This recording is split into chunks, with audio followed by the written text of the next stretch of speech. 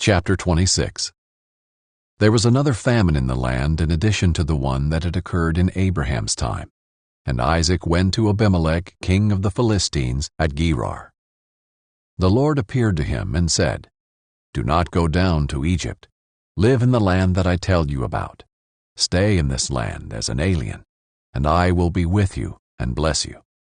For I will give all these lands to you and your offspring, and I will confirm the oath that I swore to your father Abraham.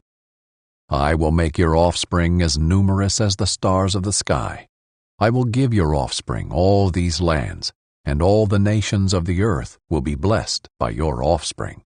Because Abraham listened to me and kept my mandate, my commands, my statutes, and my instructions."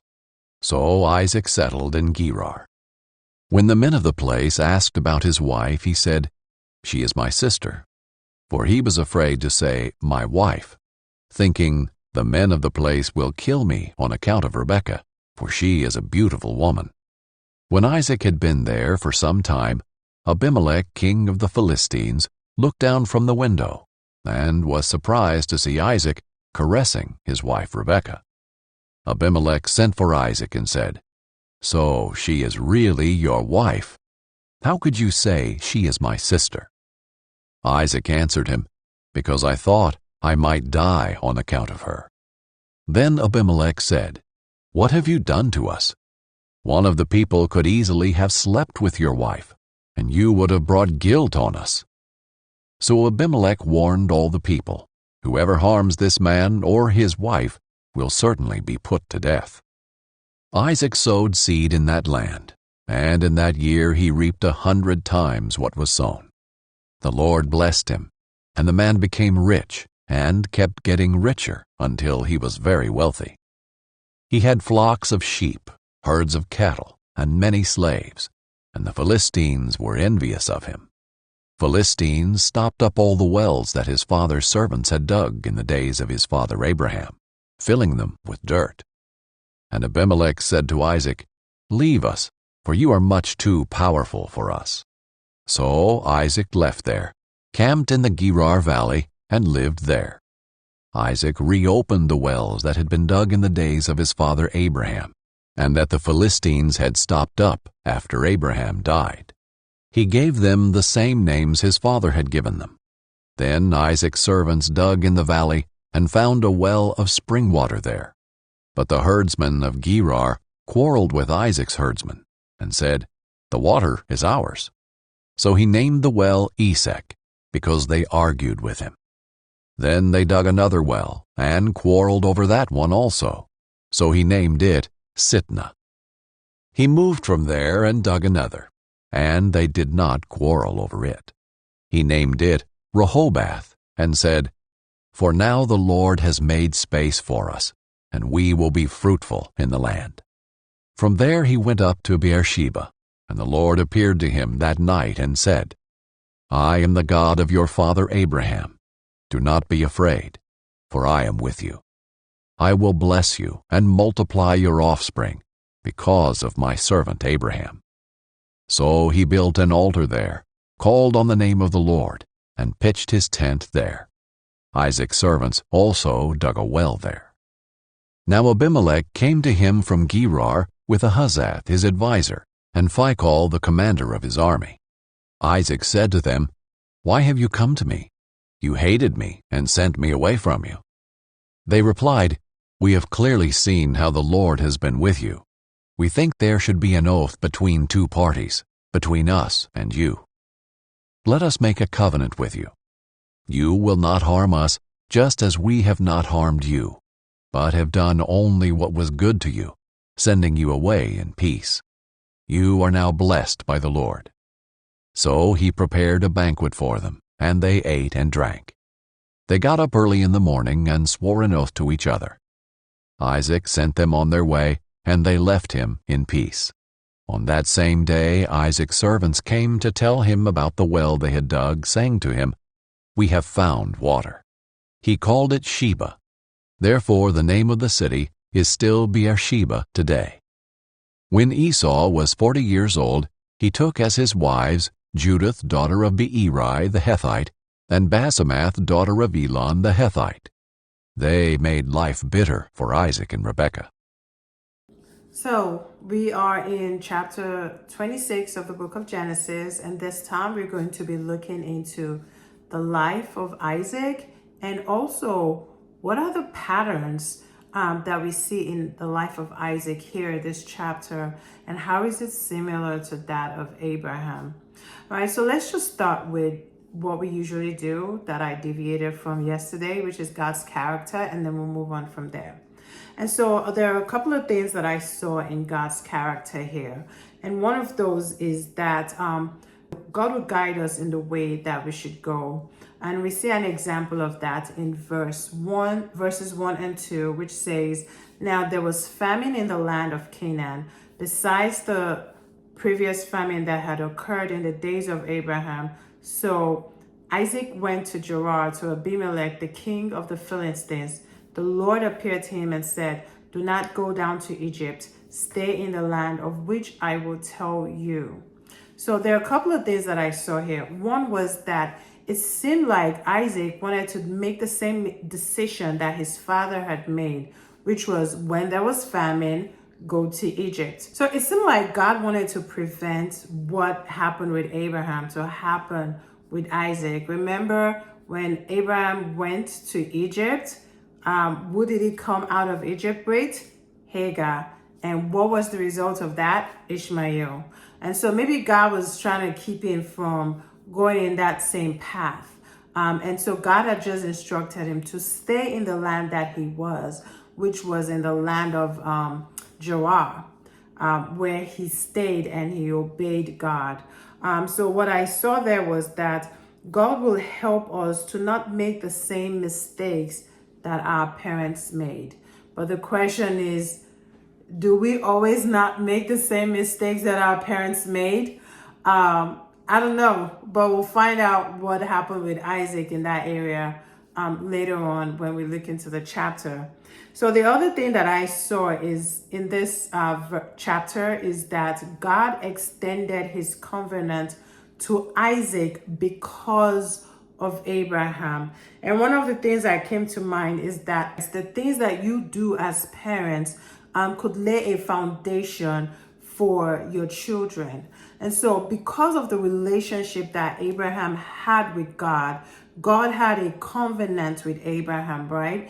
God extended that covenant to Isaac because of Abraham. So technically there was nothing else that Isaac needed to have done to be a recipient of this covenant, because it was an extension of what his father had done before him. So I just want us to keep in mind as parents that the things that you're doing now are laying foundation for your children. Either it is in your prayer life, either it is in your moral or ethical living, either it is in your finances.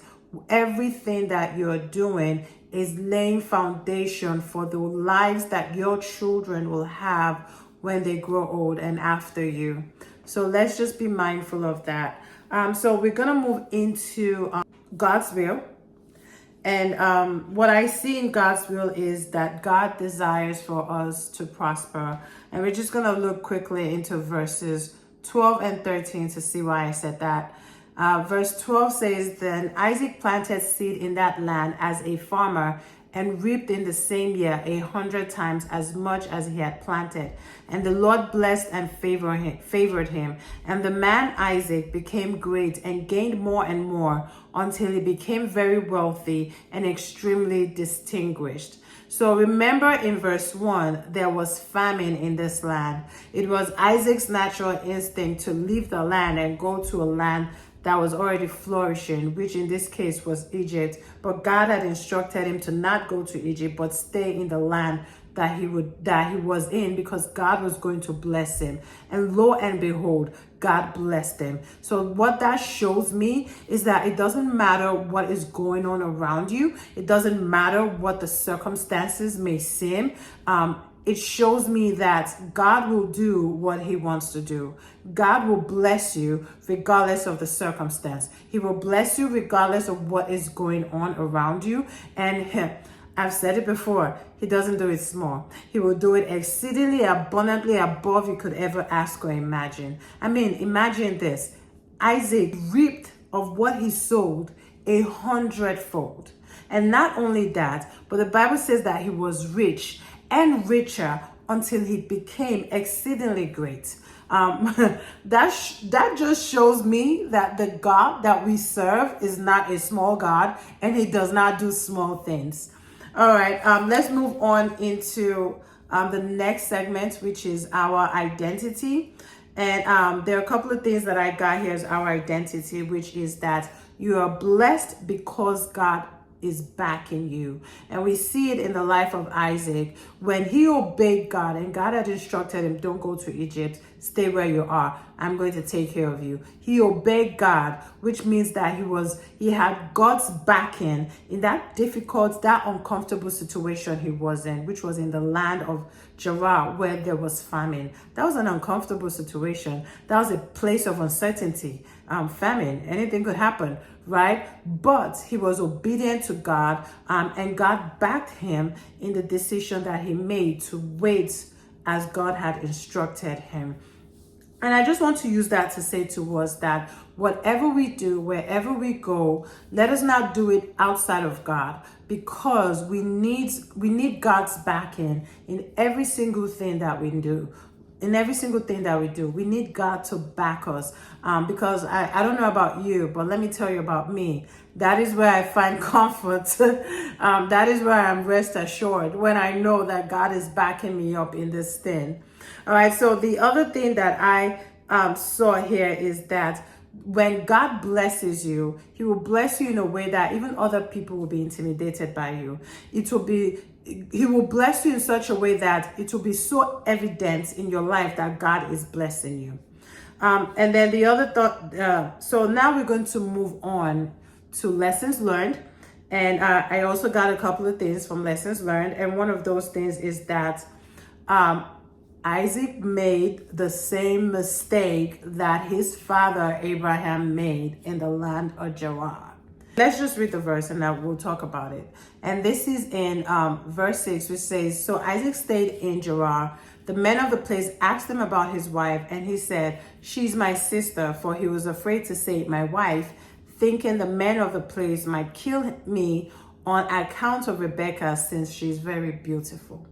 Now, I don't know if Abraham told him the story that he had when he was in Egypt and in Gerar, and share that story as my son, don't make this mistake, or if it was a genetical, just making the same mistakes and making the same decisions in that kind of pattern that was happening. But yeah, it's evident here that the same thing that Abraham did in the same land, Isaac did as well. And so we need to be mindful of the patterns of our parents, learn from the mistakes of our parents. I'm pretty sure if Abraham had spoken to Isaac about this and said, hey, I made this mistake, don't make it when you grow old, maybe he would have learned from that and not did the same thing that Abraham did. And I also want to use this to encourage parents.